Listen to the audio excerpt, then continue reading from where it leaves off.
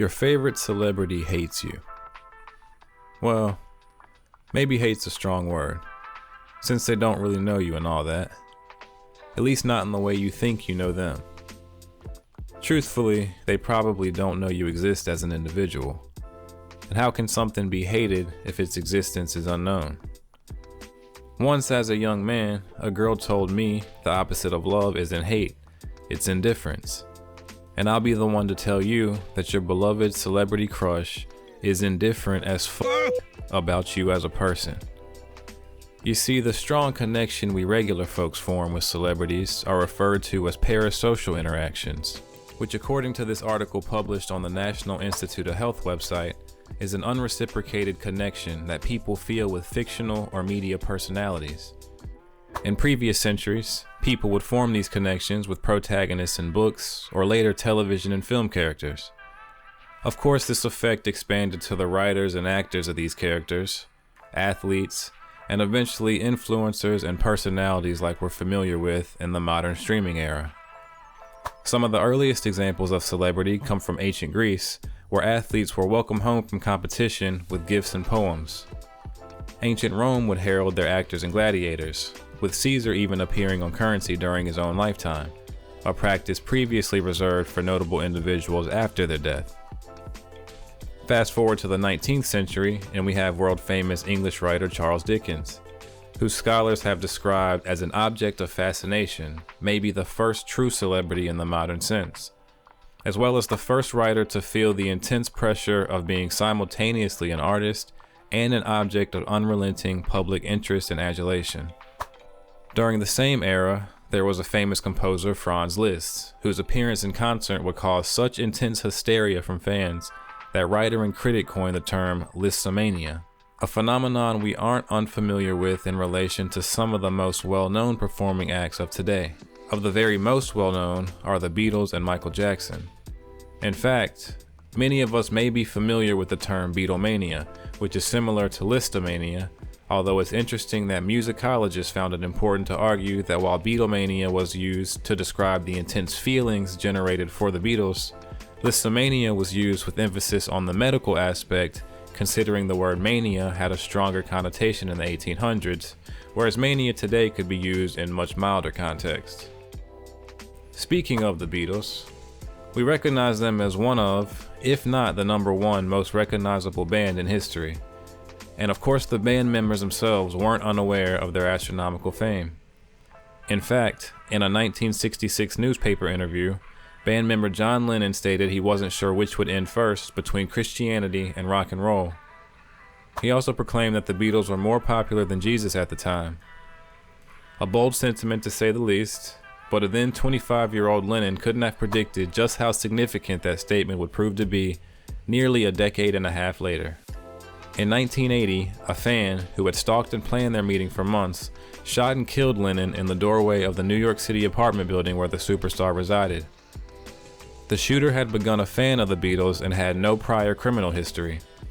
He had been greatly motivated by the protagonists of the novel Catcher in the Rye, who dealt with angry feelings towards hypocrites and phonies.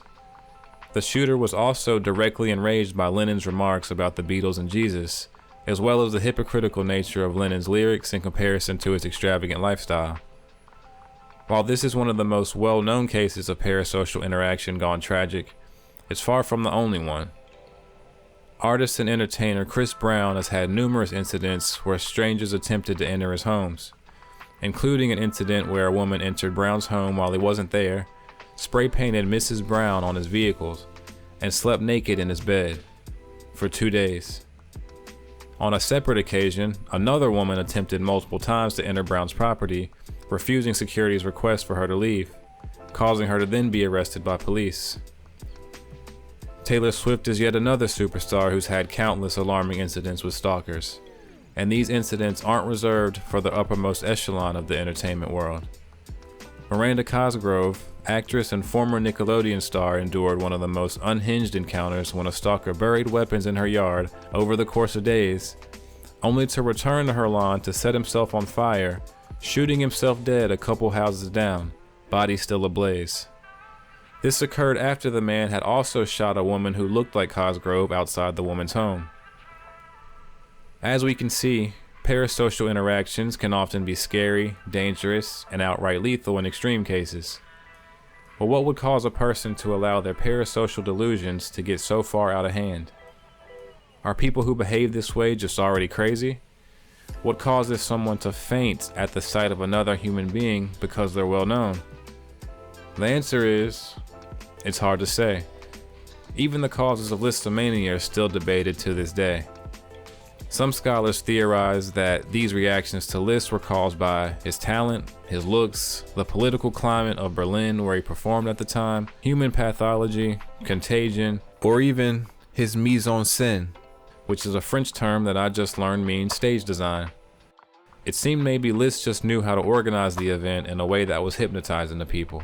How to procure a moment in a way that would alter their mental state in a way that they were unaware of prior to his existence. That's something important to consider in relation to modern celebrities. Everything we know about famous people was designed, very well crafted and constructed. We can't experience them in the same fashion we experience the people in our everyday lives, whether it be family, friends, classmates, or coworkers. That's the reason celebrities that are famous for being famous can thrive the way they do today. It's no longer about what they do or what they accomplish these days. It's about curating a narrative through controlled exposure of themselves. And through the evolution of technology, more opportunity for more exposure to more people. We see this in the rise of streaming culture where seemingly regular people can become superstars by purposely building a parasocial connection, keeping people engaged incessantly. And at times, I mean literally incessantly. My point I want to make in all this is parasocial connections are easy to make with the prominence of smartphones and social media today. We never get a break from it. But I feel these parasocial relationships exist to fill a void within people who lack real connection, or used in a way to simulate real connection without the risk it takes to form something meaningful and reciprocal. And there are more fulfilling ways to express ourselves than volunteering our emotions to be puppeteered and our loyalty summoned by people only interested in making their living. I would encourage everyone to nourish your real life relationships as well as your own mind and body, and understand that it's okay to look to people we admire for motivation and inspiration, but remember nobody's perfect. And sometimes we create an image of others in our minds that fill the voids or the blanks that we may feel internally, and that image we created will likely not match the reality of that individual. And that sets us up for disappointment and places unfair expectations on the person we're admiring. Which is the reason for the expression, don't meet your heroes. Everything's not as it seems, and there are people who benefit from us forgetting that fact. I challenge you to look at entertainment as just that, and put the faith and belief you have in your favorite celebrity into yourself and the people who affect your life directly.